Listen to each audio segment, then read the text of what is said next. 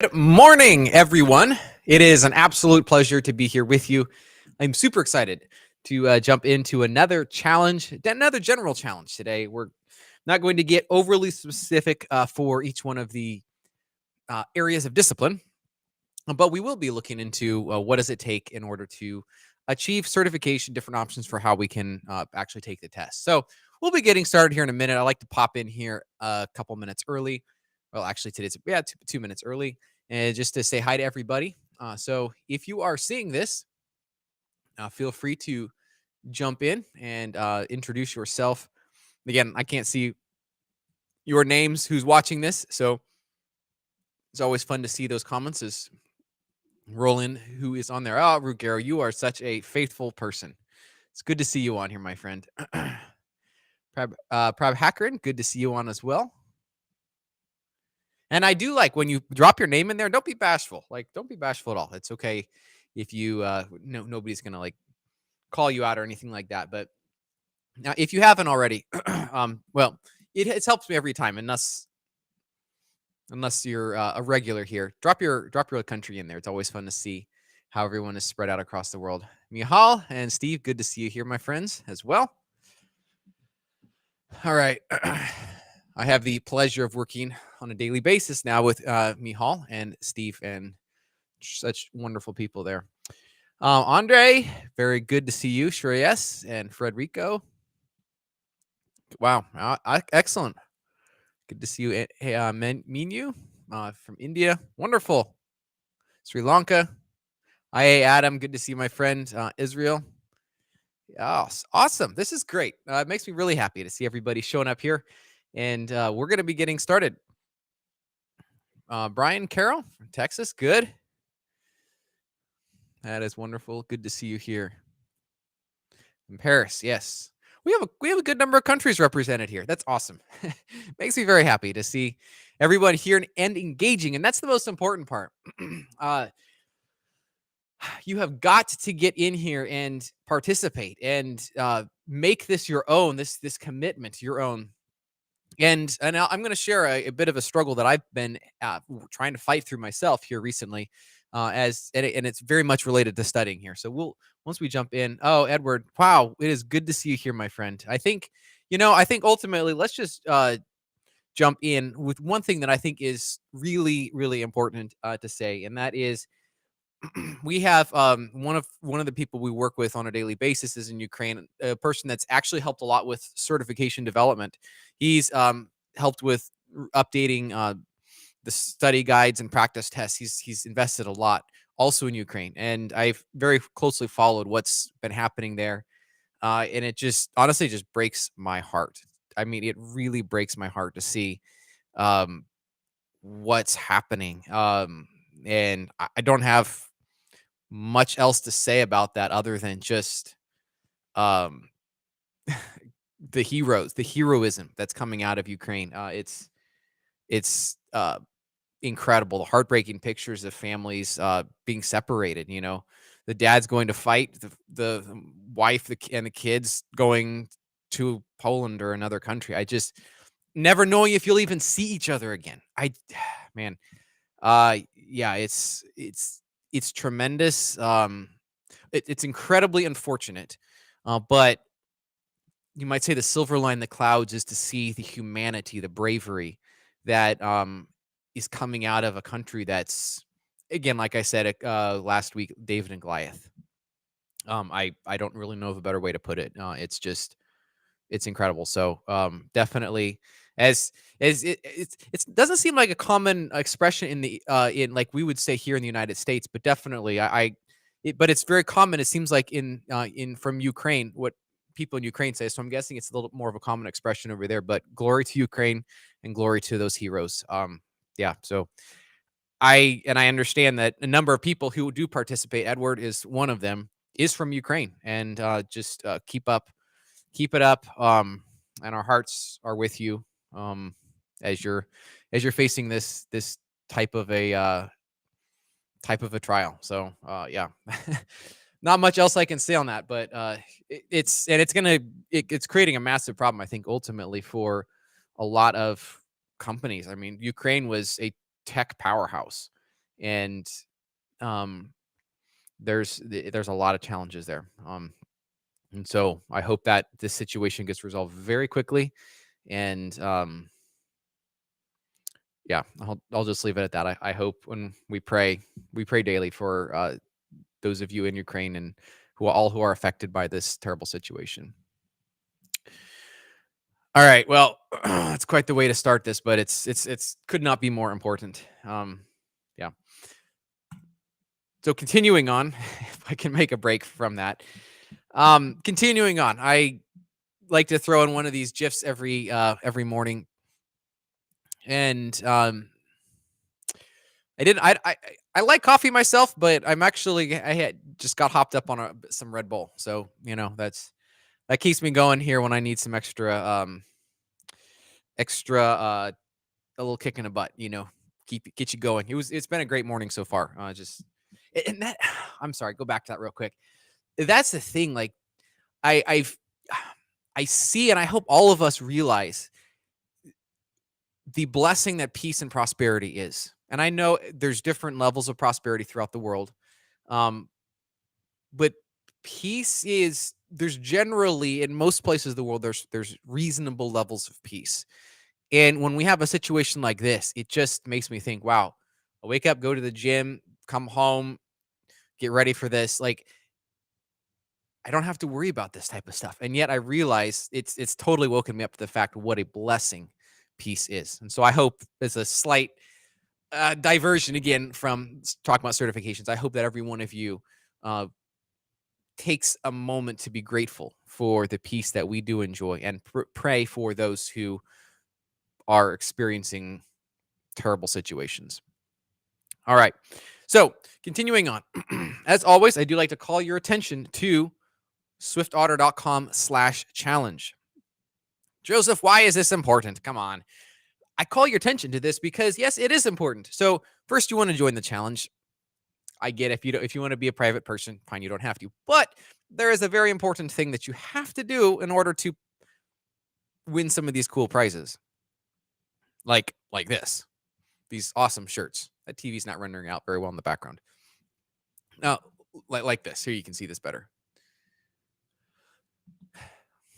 Yeah, this is what you get. And so you won't get this if you don't enter your information to the swiftdaughter.com/challenge. So just scroll down to the bottom of the page. There's a form down there, super easy to fill out.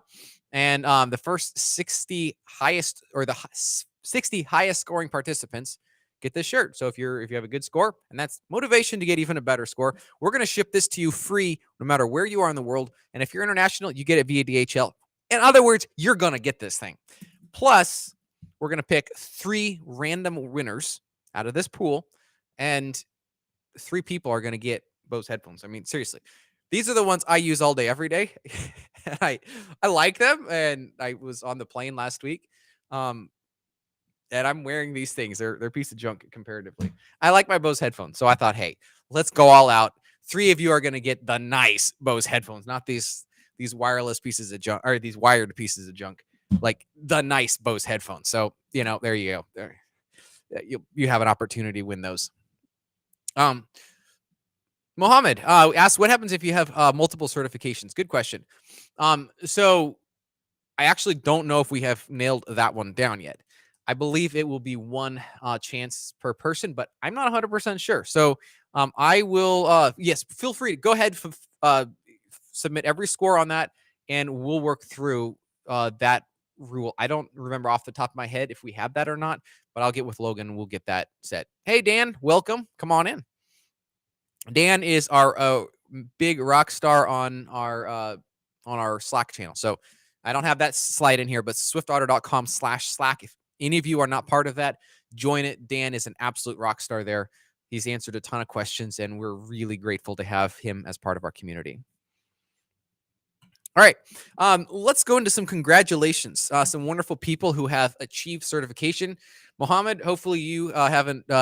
Hopefully you're paying attention here, because you have achieved full stack developer, and that is incredibly impressive. Incredibly impressive. Now, one thing I will say, I'm not 100% sure what's going to happen now that JavaScript is being retired. So To get full stack developer, you have to have JavaScript, front end, and expert developer. So basically, back end as well as the 2 front end certifications.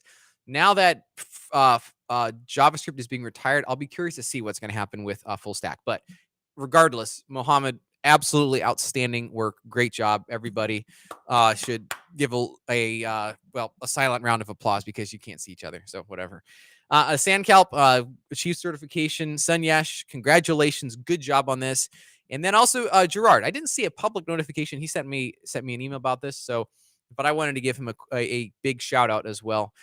You're getting certified, and I hope that you take the opportunity now to see. Look, and that's part of the motivation here. Look, there are other people that are getting certified. They're achieving these certifications. I can too, and you absolutely can. I want to take a quick moment to give a little insight to a struggle that I've been having. Over the past 3 months, I have been very swamped with a large project that we've been working on.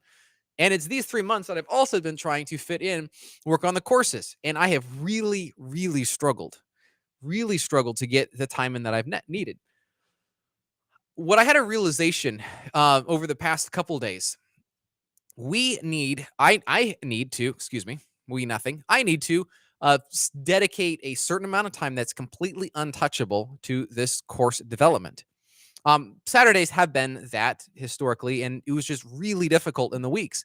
During the weekdays, I come into there's an emergency or there's a question or a meeting, and it's just my days have been incredibly fragmented. But what I've come to the realization is that I need to uh, defrag, using an old Windows 95 term, defragment my working time and work in these buckets. And so I'm very much hopeful that I will have the discipline. Feel free to check in on me. I always accept that type of encouragement to spend dedicated chunks of time on certain projects. One of them being course development.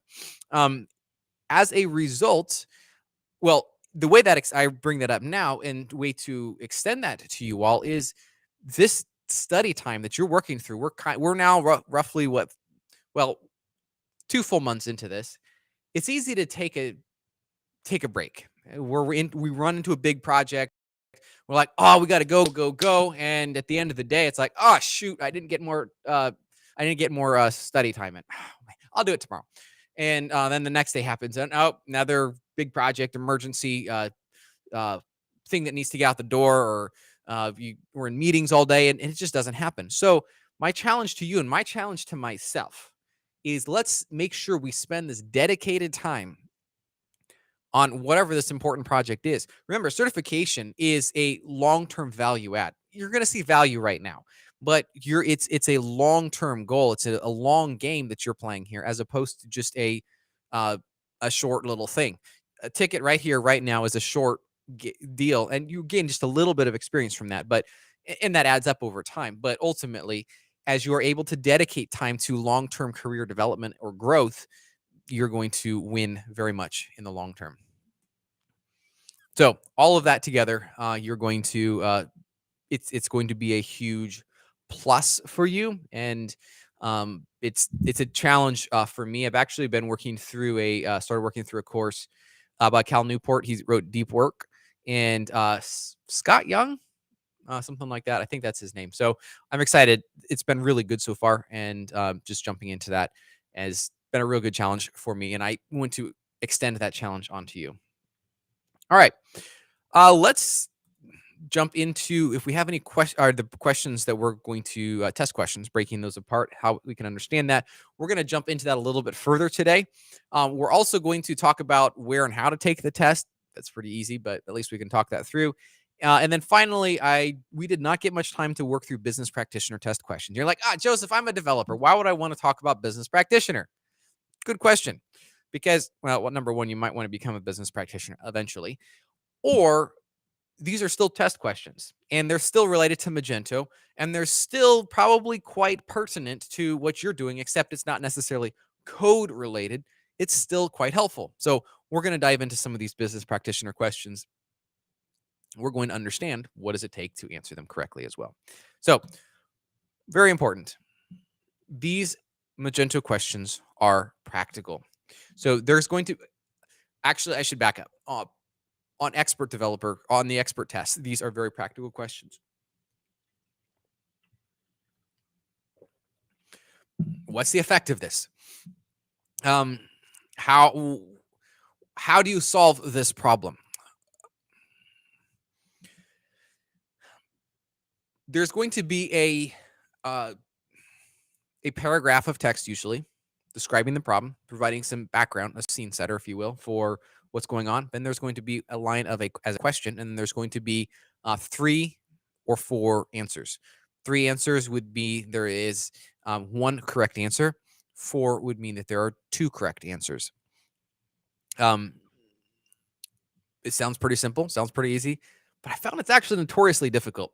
And the question is actually some people have asked is like, is 3 answers more difficult than 4 answers? And in my opinion, the I haven't found it makes a huge amount of difference. The reason is usually that there's a 1 answer in the 4 that's often garbage. And it's usually pretty easy to pick that out. The best questions, it's difficult to pick that out, of course. But generally speaking, writing a question or finding a topic that you can have write about that has 4 good distractors is actually really difficult. And in some areas, it just feels impossible.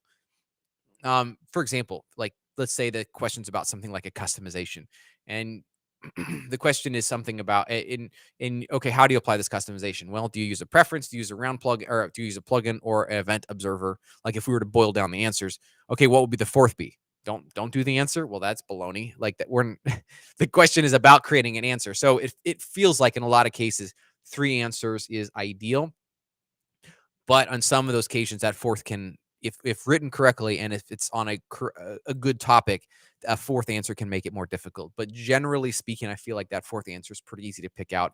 We can narrow it down, and we're still down to 1 out of 3. So either way, I don't feel like 3 makes it that much more difficult or that much easier ultimately. Yes, Dan had a comment. Is developer, you still need that knowledge for some clients? Absolutely.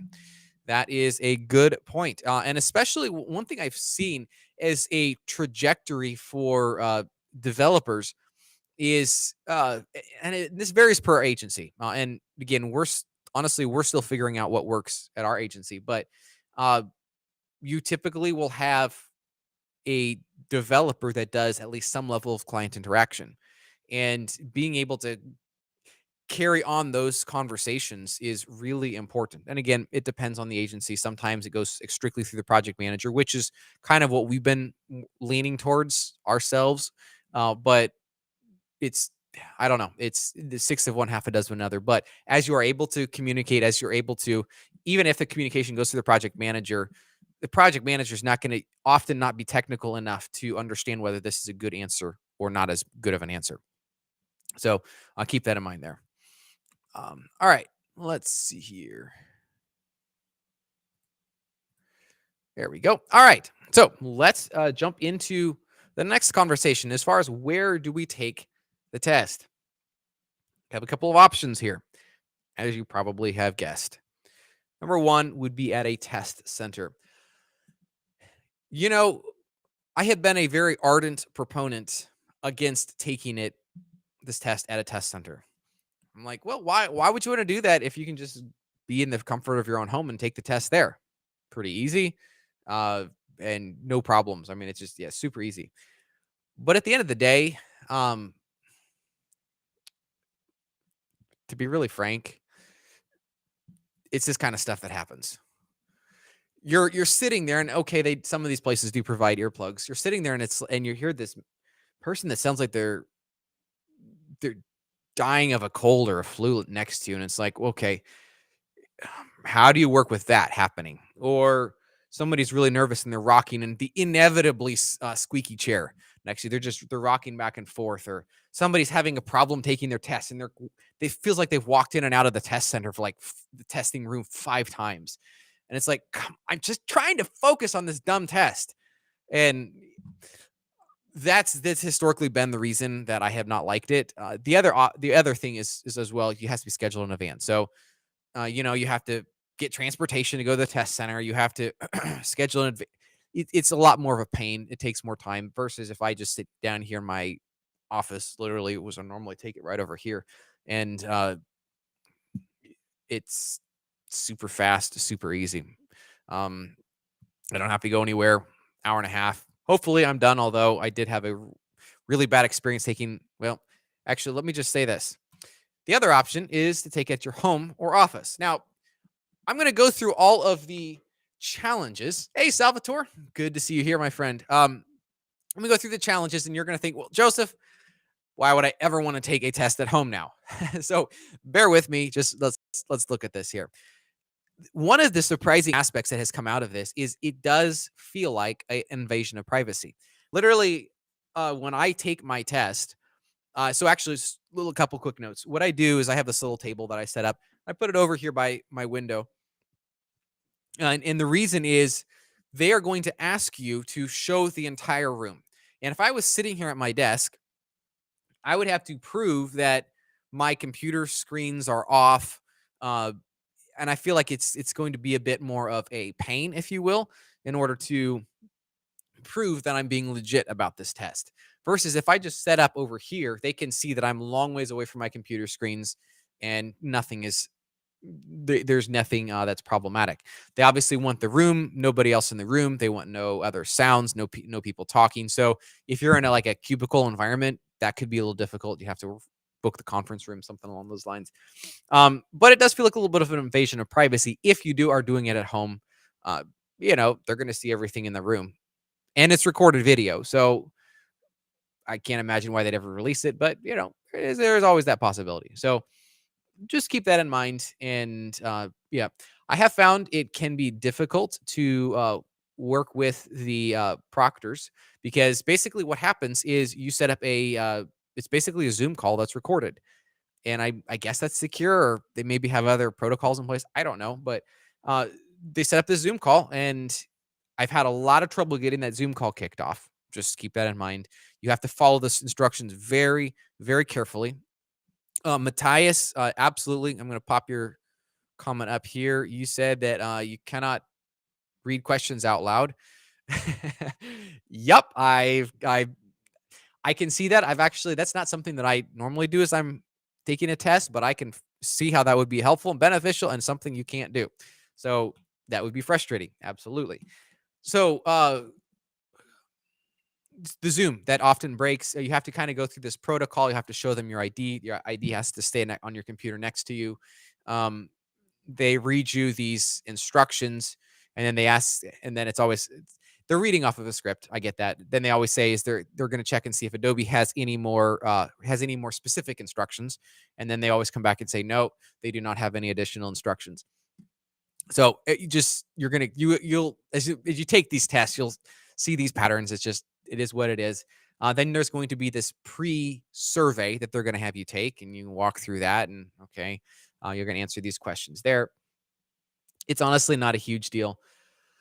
And then you go and start taking your test. One of the nice things is if you want to get a very clear picture of what it is like to take a test, take one of the Adobe practice tests. It's literally the exact same platform, and it's a great way to see exactly what's going on there. So, I've had problems with it, to be really frank, and I've heard of a lot of other people that have had problems with it. So, actually, let me call this out. Dan, it's worth if you're in Linux, I could definitely buy that. Yep, proctors are only trained on Windows, yes, or Mac, and I've had problems with Mac as well. So, Sandcalp said, my recent experience, they use GoToMeeting. I've had GoToMeeting, which honestly don't like having to install another dumb client. Like I got Zoom already, and you have to, and Blue Jeans. I think we've used Blue Jeans, we've used Zoom, I've used GoToMeeting. So maybe I'm getting confused on Blue Jeans. I don't remember. So yeah, they use that custom browser. Okay, fair enough. I haven't experienced this one, but you know what I'm saying here feels like, I'm sure to you, like just don't do a just go to the test center. And I'm not saying this to discourage you. I'm saying this to prepare you. I personally feel like the challenges that I've had with taking this at home is still worth it. So just stick with doing it at home is my suggestion, because one other thing to note is, I don't know if you can see it here. This is, yeah, you can't see it. Well, I could zoom in here. You can see the Prometric Test Center. This is one that's close to me, but it says temporarily closed. So at that point, it's like, okay, this is closed. I can't. Literally have no other options, and I think some of them are open again. So that's why I still leave it as an option. But yeah, it's it can be definitely a pain. And here's Zach's comment. Yeah, so stick with Windows. Don't do Linux if at all possible. Stick with Windows. Okay. All right. So that's kind of my advice. Oh, I've definitely had serious problems with connectivity. So keep that in mind. You might have that too if your connection drops. Their support is decent, so you can get a hold of them through chat. Excuse me. You can get through chat, and that usually works decent. But again, when I took Expert Developer, and I think I might have been one of the first people to take Expert Developer, the 1.5 hour testing experience took me close to 3.5 hours. I sat and waited forever, and I was less than pleased. Let's just put it that way. But I did not have that same experience when I was taking Professional Developer. So all that to say, it was very reasonable, and I got through it on Professional Developer. Okay.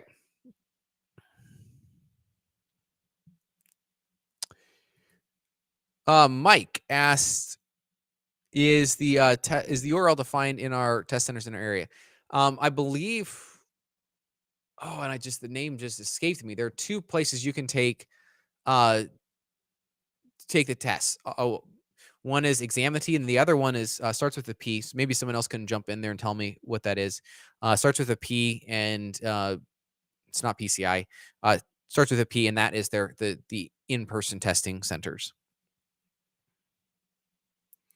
Yeah, Dan said you do risk having the exam canceled with connectivity issues.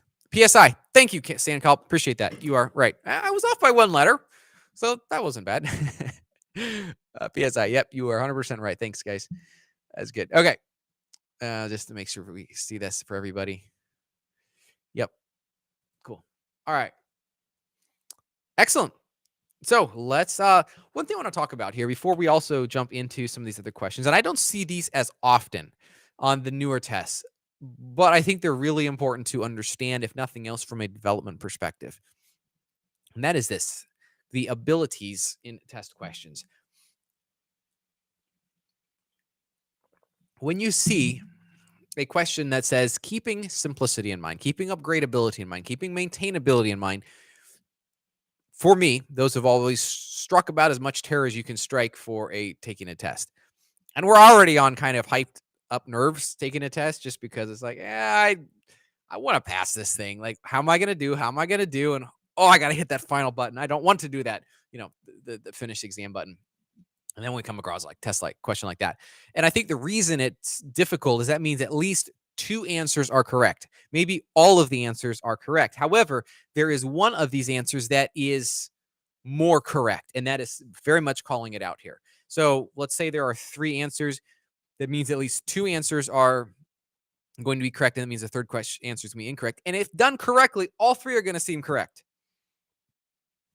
So how do we answer these type of questions? Well, number one, let's look at, the first one I want to look at is upgradability. So keeping upgradability in mind, how do you do this? So the question is that we always want to ask is, how will it affect our ability to upgrade Magento? Let me put it this way. A recent audit that we did, the merchant was on 2.3 and wanted to get up to 2.4. I think I called this out in my last conversation. It was just mind-blowing for me. There was close to 100 preferences that overrode core Magento functionality or replaced core Magento functionality. That's not upgradable. That is not upgradable at all. So let's put it this way. Let's say there's a question talking about implementing a change. It says keeping upgradability in mind. How do you do this? Well, let's say there's 3 answers, kind of my favorite 3 answers. Create a plugin. It's gonna be a little more specific than that, but create a plugin, use a preference, and, I don't know, create an event observer. Well, maybe and that's where the domain knowledge can come in on that third one, event observer. So if the criteria for using event observer is there, so we're not actually modifying something, we're just triggering some functionality. So that at that point we could have 3 possible correct answers. So it would come back to our domain knowledge to say, okay, is this even possible to happen to occur with an event observer? And if the answer is no, well then hopefully we can axe that one out pretty quick. Then we're coming back to, okay, preference or plugin. Keeping upgradability in mind, that would push us in the direction of a plugin. Again, somewhat domain knowledge related if we're able to make this happen. And again, it comes back to familiarity of Magento. That's what actually has taken me a little bit longer. So I've had this big project, but I'm also been completely revisiting the whole idea that I started out with on Expert Developer, trying to get everything 100 or covered as much as possible, which definitely has taken me longer. But the goal is to have to really be in the code. Anytime I'm doing one-on-one training with people on getting certified, or basically you have to be in the code. You have to have a general idea as far as what's going on. And it's not like, okay, I got to memorize all the methods in order interface. No, I find that it's actually kind of a step above that. And so I understand how order interface works with quote management, or that's a bad example actually. Like how these different pieces fit together. And that's one of the reasons I've been working at pulling together these diagrams in so that you get as much of a visual perspective on how does this work. I understand these pieces fit together like this, and thus it gives me context. It gives me a visual reference to see exactly how this stuff works together. So I hope that makes sense. Okay. Very good. So that is the first one, the upgradability. And I think as we get into this, my goal is to equip you so that you see like one of those questions like, oh, shoot, that's easy. I know how to answer that one. That's not a problem at all. All right. Maintainability. And I think this is probably one of the more problematic ones, perhaps. Keeping maintainability in mind, what do you do? So uh, this is fairly similar to upgradability. I would argue that it's actually could be synonymous, right? An upgrade is maintenance. Maintenance is an upgrade. So it's fairly similar. But I also say that you think of this as also coming into a perspective of developer understanding. What would be easier for a developer to come in and understand the purpose for this type of a selection? Uh, and this is what I suggest is especially focused on a maintainability. So, um, my example here, which I don't think is the best example, is one of the better ones I could think of, though. So the other options were worse. Let's put it that way. Is using an after plugin or an around plugin. Okay, we might be able to get the same job done with an around plugin. Is it really going to affect upgradability? Done right, no. But at the end of the day, an after plugin is actually going to be easier to grok, quickly get into the code. It's like because of best practice, you don't use a round plugin if you could actually use just an after plugin. And so keep that in mind. One really quick side note here. I did some analysis of a recent project that we've built out, and actually I was comparing it with for that really big audit that we did recently. Um, and I found out a really interesting statistic about uh, let's put it this way, 2/3 of the plugins that we use are after plugins.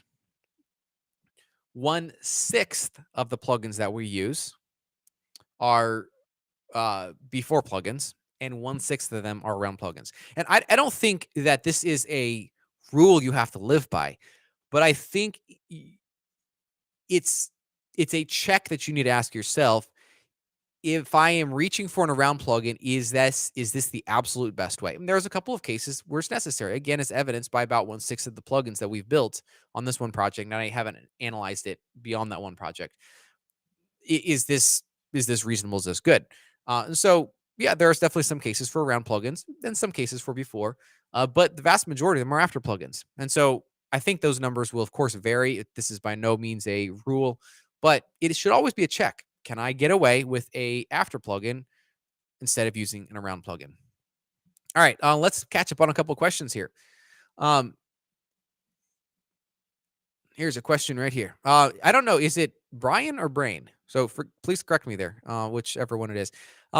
Is it not uncommon for there's to be errors on exam, like a question with either no correct answer or even multiple correct answers? Boy, I suppose that is possible. I have, yes, I believe there have been some incorrect answers. Like I would argue with it. That said, here's an okay, Brian, great. Um, One important thing to remember is that when we enter these tests, we are inevitably in somewhat of a mode of stress.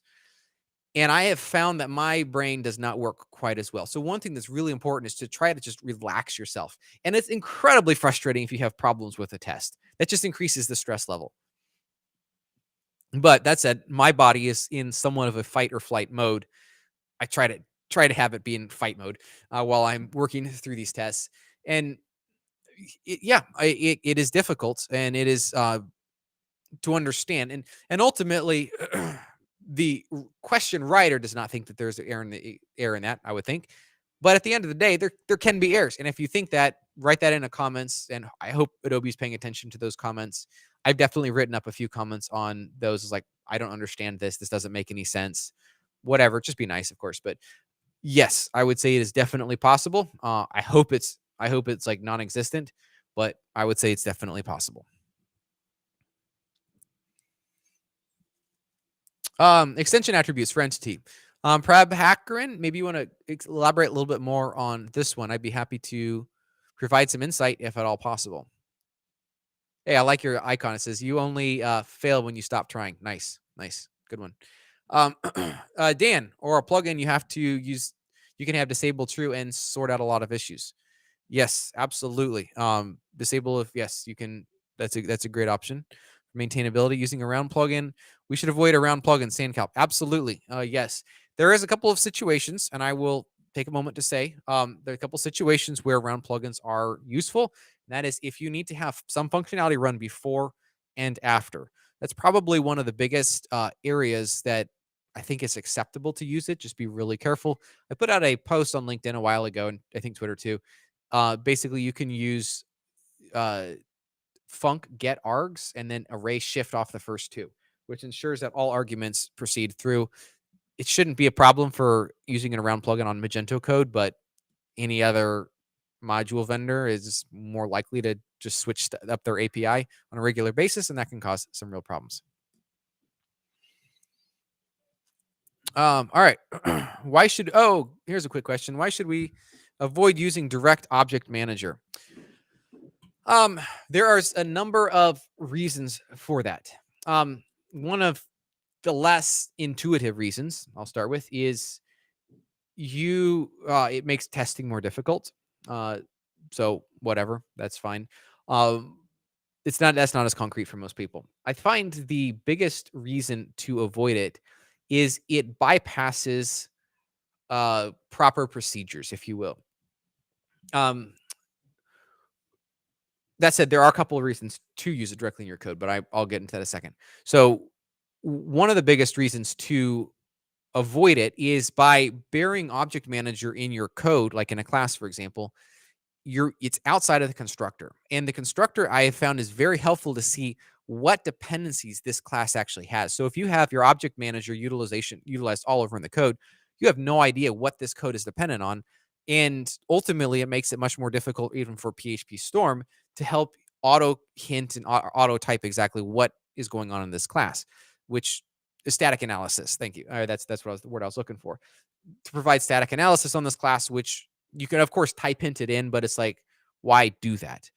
Um, Another case I've seen, which is really bad, to use it in templates, and that's I've heard of this case, this example used a number of times. Electrician going to inspect a new house, or the electrical inspectors here in the States. I don't know if they do that other places in the world, but you have to call in somebody from the government to take a look at your electrical panel to make sure it's safe, or the whole house is safe. But when they look at the electrical panel, they kind of know what how good the electrician did on the rest of the house, just looking at the electrical panel. So when I get into a code base and I see object manager in the templates, it's a big warning flag. Now, does it work in the templates? Of course it works in the templates. However, we're bypassing proper procedures, which is going to make it more difficult for other developers down the road to figure this out. Instead of using object manager in a template, you should create a new view model.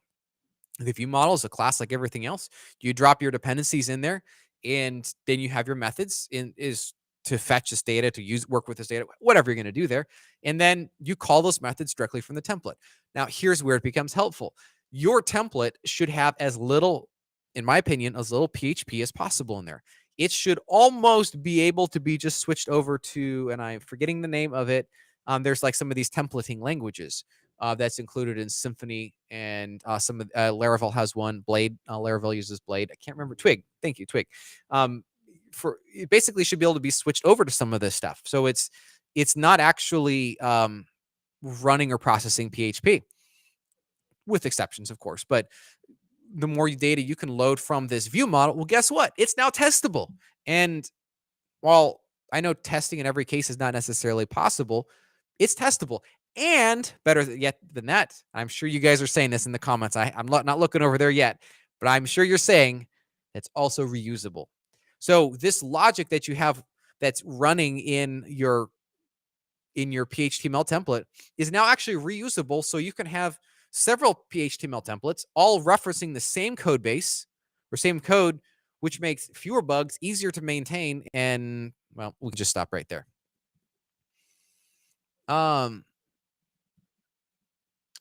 Yes. All right. So let's, there we go. So that was a bit of a discourse. Sorry there, saying shit on about Object Manager.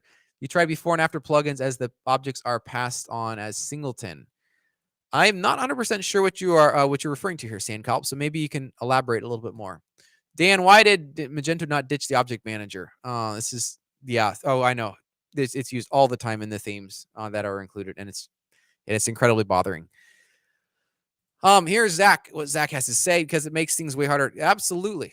Yes. Well said. Well put. Great job. A killer of everything, Dan says. We have some passionate people here, as you can see, which is good. This is good. Preference versus a round plugin any day over a preference. Absolutely any day. Now, the biggest issue, the biggest reason to use a preference is if you need to get access to a private method, which keep in mind, if you're having to access a private method, number one, you're probably doing it wrong. Not all the time, but I'm going to put a 80-90% chance that you're doing it wrong. And second, if you're fixing a bug, you might want to consider a composer patch. Those are very temporary in nature, and those are, in my opinion, designed to break when you upgrade, which might mean this problem is fixed in the future. All right. Secondly, let's see your Sandcalp. In templates, that's a good point. Absolutely. In cloud environments, the generated directories, well, the whole file system is read-only except for a couple of directories. So if you use Object Manager and templates, you are absolutely, yes, again, it completely goes outside the normal the normal logic here. There you go, Navarre. Smarty if you're old school. That's right. There you go. You see Object Manager and code. Oh, this is a good one. Yep. That's a good one. That's right. Okay. Navarre said Blade or Twig. Thank you. I appreciate that. Okay. Navarre, by the way, is just a brilliant person. It is a tremendous privilege to work with him on a daily basis. Brilliant. I tell people it's really cool when you feel like I'm one of the, I feel like my whole team has eclipsed me in capability and smarts. It's just, it's a good feeling to have. All right. Nancy says another case. I think we hit a nerve here. I think we did. That's a good question. Case that breaks Magento coding standard. Yep, absolutely. That's good. That's it. The thing is with this, it's harder to communicate because it's like, okay, does it work? The answer is yes. So why? So this is good. We need to focus in on, yes, it breaks the Magento coding standard. And like Dan says, it's like pouring gasoline on a fire. Like it's bad, but having those concrete reasons, okay, this is going to break. This is going to break. Those are also really helpful to know too.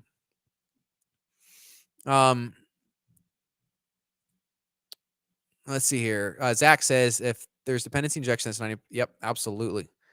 Yes. And actually, Dan, I want to call up your comment here real quick. There is, and I know we're getting out of like general conversation here, but there you can circumvent. You absolutely can circumvent private methods. There are ways, and I have done it. And there are sometimes it is absolutely warranted, or uh private variables is usually what I found more often is the issue. And so you again, this is it well, so again, one couple things to call out here. If you have to do something that seems dumb, write it up very clearly right there. So, and there's been a couple of times I cannot figure any other way out. It just nothing makes sense. So, and I'm like, but this option just looks terrible. It looks awful. I cannot. I have a hard time shipping this type of code, but this is the best option I have available. If that's the case, document the heck out of it. I've tried this. I've tried that. Like, put a doc block in there. Write up a paragraph or two of text if you need to. Maybe it'll be inspiration for somebody else who can come along later and figure it out. Then they don't have to hunt down pull requests and figure out. Hopefully, it's been documented there at least. But feel free to document in the code. Make sure future developers understand exactly the challenges you were facing here, why you were not able to implement better solutions. And make sure you've expressed some grief over that as well, so they'll understand that you were not just trying to get by with some of the stuff. So yeah, reflection, it does work, and I have used those in cases in the past, and I work to document those cases just because yeah. That's the only way that I'm aware of in most of those circumstances. All right, that was a good one. Whoever it was, Sanchit, thank you for bringing that up. We hit a nerve there. It was good. I like that. Okay, compatibility. Keeping compatibility in mind. This one requires definitely more domain knowledge. And I'm sorry, our fancy little logo there is getting in the way. This one uses more domain knowledge. So we have to try to generally remember what is available in the API documentation. And so in those type of cases, you'd want to be looking for an answer that has to do with something that you know is documented in the API. And I don't think it's going to be incredibly specific at that point. In my experience, it's not incredibly specific. So you're probably going to be looking for order interface and an answer that uses order interface over an answer that uses just the order class. And one thing, and I will say, Navar has called me out a couple of times in his code reviews of my work. He's called me out a couple of times that it seems like there is. So I create a plugin for this method, and and he calls me out. He says, "Well, actually, can't you use like a interface or something like, or another interface that is another mechanism that is documented as an API method?" And he's often always done his research. Like, he knows there is one. And so he calls that out as well, which I think that's where this compatibility type of question would come in. Okay, again, maybe we can just do it off of the order model, but we're losing compatibility when we do that. All right. So those are the abilities that I'm aware of. Let's take a look at test taking strategies. And this is what I use to take the test. And I will say, I've taken enough of these tests that I get a little bit bored taking the tests now. And so I don't take all my time, just to be really clear. And maybe that's a flaw. I don't know. Uh, Whatever. But I don't often take all 2 hours. However, the reason I say that though is if you feel like you have totally nailed this test and you have worked through this process, you should feel free to stop the clock earlier. If you are struggling with a test, don't feel bad to literally let the timer run out, but follow this procedure, and I think you're going to be in a good place. So go through the test 3 times. You have 2 hours to take this test. For 60 questions, that would be 2 minutes a question. And that should be plenty enough for even those that are not native English speakers. That should be plenty of time. So I view this as these 3 rounds. The first round is a triage. A triage, we're basically in a disaster scenario. If I could use that example, first responders come in and they say, okay, who has passed away? We're not gonna deal with that. Who is very critically hurt? And then they assess beyond that. And so their goal is to focus in on the most those people who are in that what they call the golden hour, the 30 minutes or so that you have to get immediate medical attention to.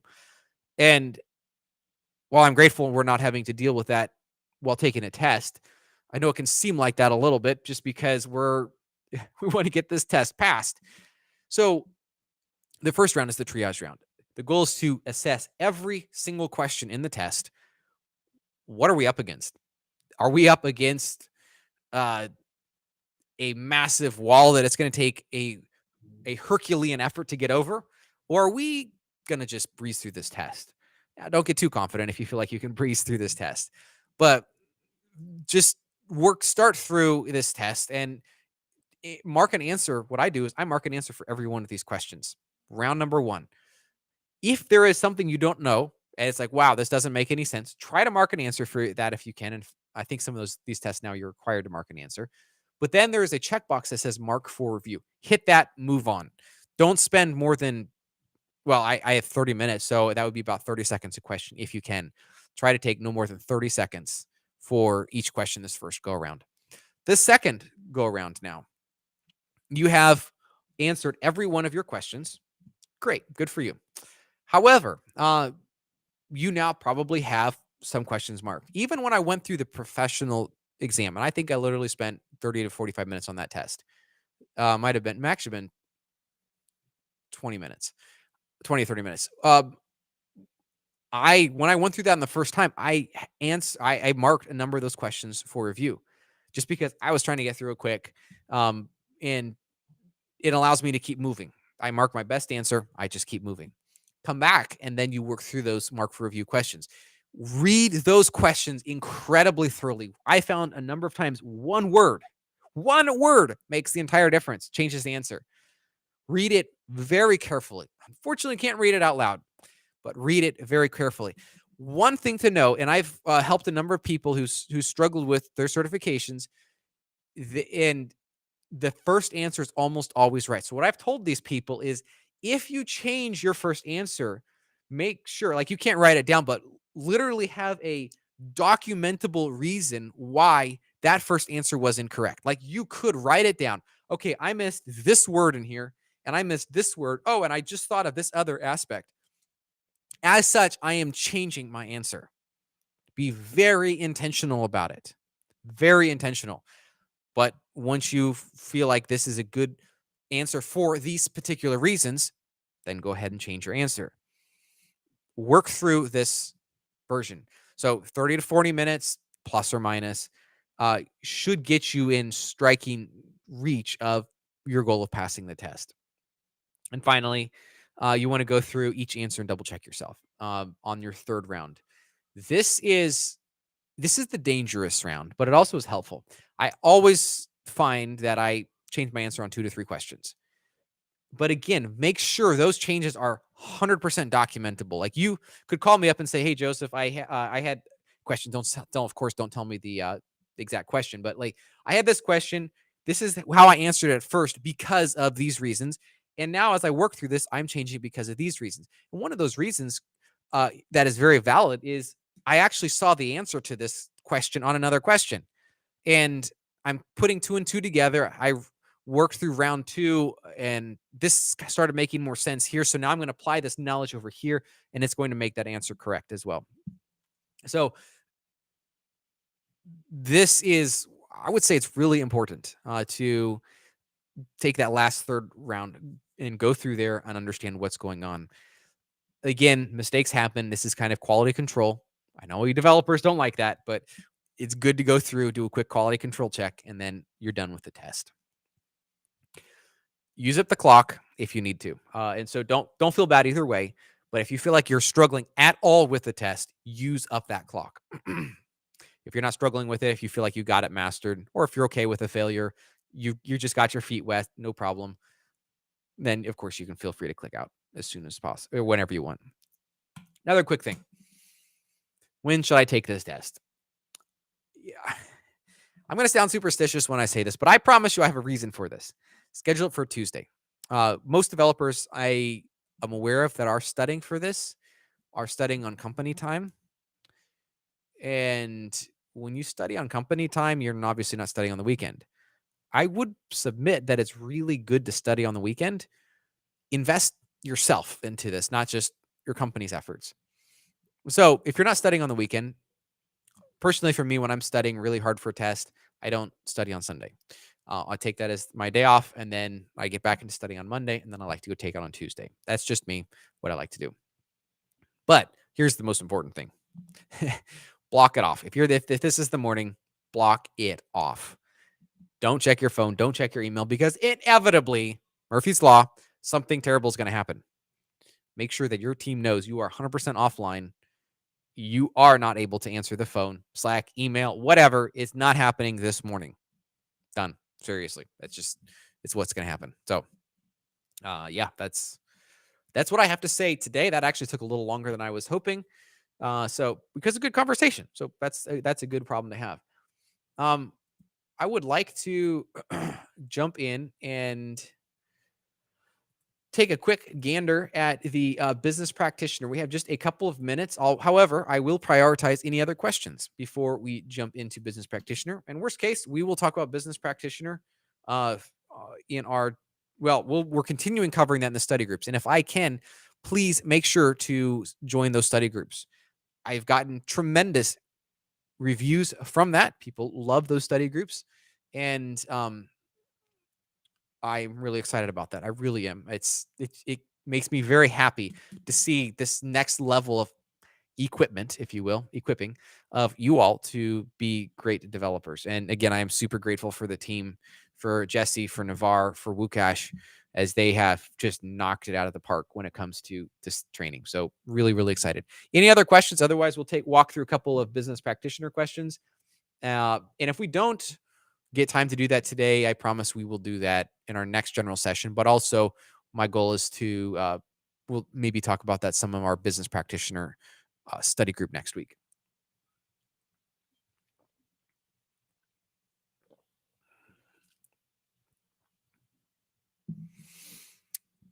Any questions? If not, we will just jump in.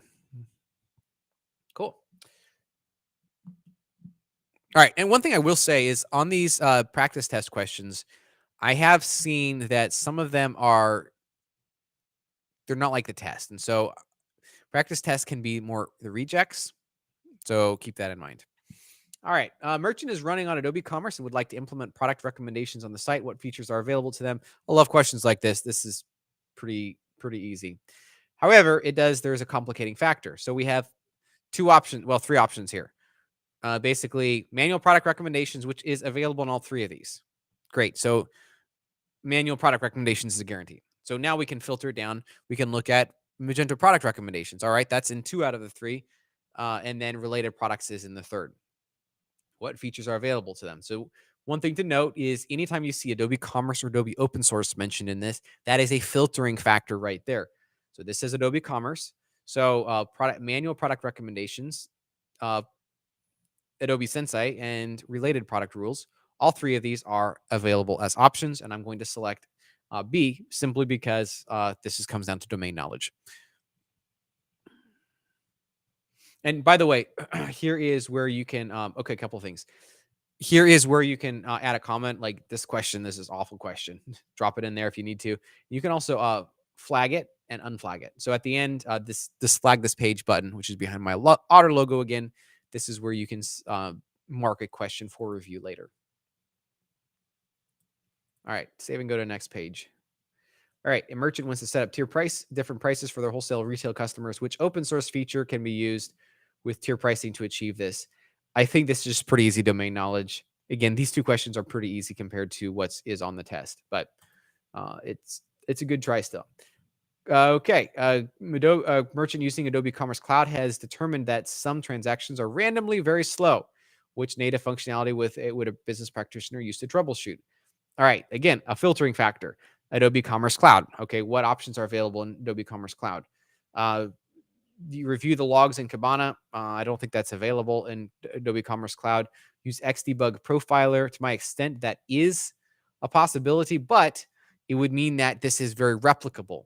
If it's not replicable, randomly, that word randomly right there is very important. that means the XDebug profiler is going to do us no good. So using logic to apply to this and domain knowledge is really important. So that we're left with New Relic, even whether or not we think that's the right answer, which I believe it is the right answer. We are left with now a success. One more question here. We'll do. Okay. Yeah, there you go. A smart home device manufacturer wants to sell a monitoring kit with 3 options: 5 cameras, 8 cameras, 10 cameras, and their associated components. Each must contain a fixed selection and quantity of simple products already available in their catalog. What type of product may require multiple products of the same type would fulfill the requirement to keep this inventory? Configurable, grouped, or bundle. Okay, this is where domain knowledge and really understanding what's happening here is very important. And again, similar questions are like this on the expert and professional developer test. They definitely hit catalog. All right.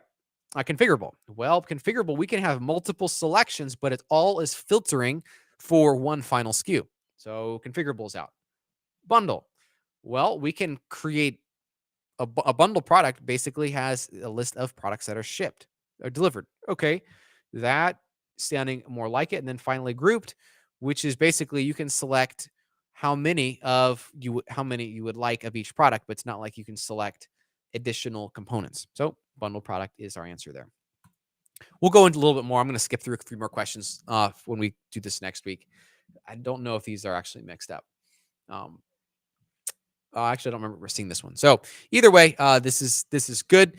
So thank you for joining. I show we are out of time now.